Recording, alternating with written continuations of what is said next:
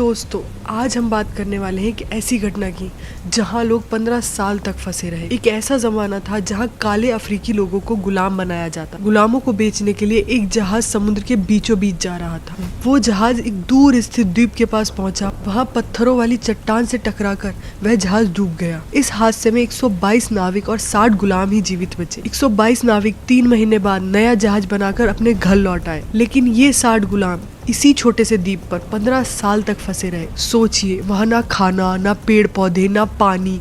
15 साल के कठिन संघर्ष के बाद केवल 7 महिलाएं और एक नन्हा सा बच्चा ही जीवित रहे। ये सुनकर आपके रोंगटे खड़े हो जाएंगे कि इन लोगों ने इस पूरी अवधि में कैसे जीवित रहकर संघर्ष किया। ये कहानी शुरू होती है सन 1761 में। एक फ्रांस का वाणिज्य जहाज एलुटेल अफ्रीका के पूर्वी तट के बंदरगाह फोल पॉइंट माडागास्कर से रवाना हुआ था। इसका उद्देश्य था वहां से जबरदस्ती उठाए गए अफ्रीकी गुलामों को आइल डी फ्रांस यानी मॉरिशस पहुंचाए उन्हें मजदूरों के रूप में बेच दिया जाए। उस समय अफ्रीका के गांव से लोगों को जबरदस्ती घरों से उठा लिया जाता था और उन्हें गुलाम बनाकर चुपके से और गैर कानूनी ढंग से व्यापारी बड़ी रकम लेकर बेच देते थे। इन गुलामों से महलों में, खेतों में और जहाजों पर कठोर श्रम करवाकर व्यापारी मोटी रकम कमाते थे। लुथिल पर कुल 160 अफ्रीकी गुलाम, पुरुष, महिलाएं और बच्चे सवार थे तथा जहाज पर 142 फ्रांसीसी नाविक और अधिकारी मौजूद थे। जहाज की कमान जिन डू लावगू के हाथ में थी। 31 जुलाई 1761 की रात तेज तूफान के समय लुथिल उस द्वीप के पास फैले रीप से टकरा गया। जहाज रीप के समीप ही क्षतिग्रस्त हुआ और डूब गया। नीचे डेक में बंद कई अफ्रीकी गुलाम बाहर नहीं निकल पाए।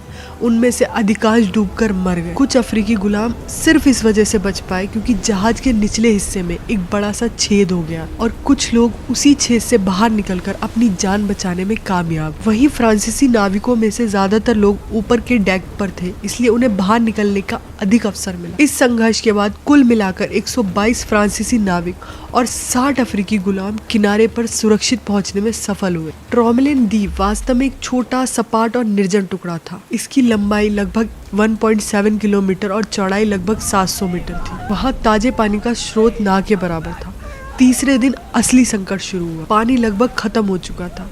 तभी कुछ अफ्रीकी गुलामों ने द्वीप के बीचों बीच खुदाई शुरू की। घंटों की मेहनत के बाद नीचे से मीठे पानी की धार निकली। वह पानी समुद्र का ही था, मगर रेत की परतों से छनकर पीने लायक बन गया था। कप्तान ने निश्चय किया कि उन्हें खुद ही रास्ता निकालना होगा। उन्होंने डूबे हुए जहाज के बचे हिस्सों से एक नया जहाज बनाया जिसे नाम दिया गया ला प्रोविडेंस यानी उम्मीद का जहाज। इस नए जहाज में कोई भी अफ्रीकी गुलाम नहीं भेजा गया, सिर्फ फ्रांसीसी नाविक सवार हुए। कप्तान ने उन 60 अफ्रीकी गुलामों से वादा किया, हम लौटेंगे, तुम्हें यहाँ से जरूर ले जाएंगे। मडा सागर पहुंचने पर वहां के गवर्नर ने मदद भेजने से साफ इनकार कर दिया क्योंकि ये अभियान गैर कानूनी था। उधर द्वीप पर 60 अफ्रीकी गुलाम हर दिन समुद्र की ओर देखते रहे, लेकिन कोई मदद नहीं आई। अब उन्हें समझ आ गया था कि उन्हें खुद ही लड़ना होगा। उन्होंने बरसात का पानी जमा करने के लिए गड्ढे बनाए। खाना पाने के लिए वे कछुए और समुद्री पक्षियों पर निर्भर रहे। उन्होंने पत्थर और रेत से जाल बनाए ताकि मछलियां उनमें फंस जाए। समय बीतता गया, महीने और साल गुजर गए। इस दौरान कई लोग बीमारी, भूख और कमजोरी से मर गए। अंततः 15 साल बाद